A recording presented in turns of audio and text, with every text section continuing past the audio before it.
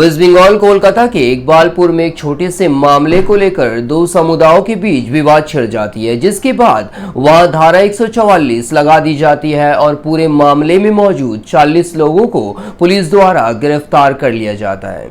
ये पूरा मामला क्या है, इसे समझने से पहले हमें ये समझना होगा कि वाकई ये विवाद इतना बड़ा है या कुछ नफरती लोगों द्वारा इसे बड़ा दिखाने की कोशिश करी जा रही है, राजनीति करने की कोशिश करी जा रही है।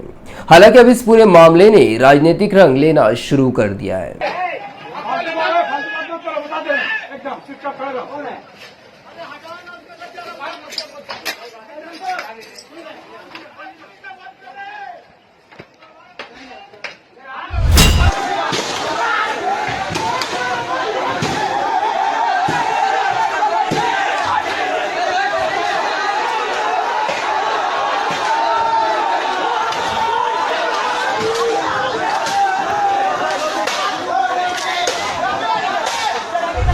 मामले की शुरुआत रविवार 8 अक्टूबर की शाम से होती है और ये विवाद एक झंडे से शुरू होती है, जहां ये कहा जाता है कि ईद मिलादुन नबी की शाम मुसलमानों के झंडे को किसी जगह से हटा दिया जाता है और इस झंडे को किस समुदायों द्वारा हटाया गया था, इस पर दोनों समुदायों के बीच कहासुनी होती है और बाद में ये विवाद बढ़ता चला जाता है, जिसके बाद वहां पर पुलिस तैनात कर दी जाती है और फिर 10 अक्टूबर को वहां पर धारा 144 लगा दिया जाता है, जिसे 12 अक्टूबर तक रखा जाएगा और अगर मामला शांत नहीं होता है तो इसे बढ़ाया भी जा सकता है।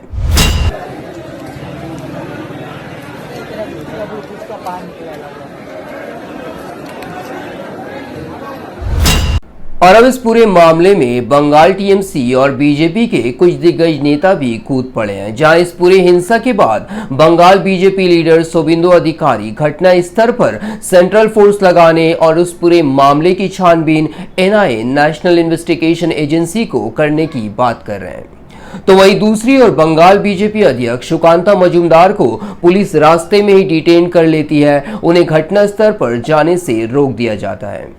इसके अलावा बीजेपी के कई दिग्गज नेता और दूसरे नेताओं ने भी इकबालपुर हिंसा की वीडियो को शेयर कर बंगाल मुख्यमंत्री ममता बनर्जी पर निशाना साधा है और ये दिखाने की कोशिश करी है कि बंगाल में हिंदू खतरे में है। ये जताने की कोशिश करी जा रही है कि ममता बनर्जी की राज्य में किस तरह हिंदुओं पर जुल्म किया जा रहा है।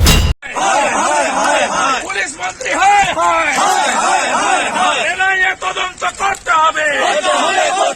पुलिस मंत्री अब सवाल ये है, क्या इस पूरे मामले को सिर्फ इसलिए बड़ा बनाया जा रहा है क्योंकि ये किसी अन्य बीजेपी राज्य में हुआ ताकि इस पूरे मामले का राजनीतिक फायदा उठाया जा सके? समझने वाली बात है। क्यों कोई सवाल नहीं उठाता, क्यों कोई आलोचना नहीं करता जब इस तरह का मामला किसी भाजपाई राज्य में होता है, किसी बीजेपी के राज्य में होता है? बड़े ही दुर्भाग्य की बात है कि हमारे हिंदुस्तान में आए दिन छोटे से मामले को भी हिंदू मुस्लिम रंग दे दिया जाता है, जिसका पूरा फायदा राजनेताओं को पहुंचता है। इस पूरे हिंसा में कुछ पुलिस कर्मचारी घायल हुए हैं, इसके अलावा ना किसी की जान गई है और ना ही कोई गंभीर रूप से घायल हुए हैं। अब तक की सबसे लेटेस्ट जानकारी यही थी। आगे की जानकारी के लिए देखते रहें द न्यूज़ शिफ्ट। शुक्रिया।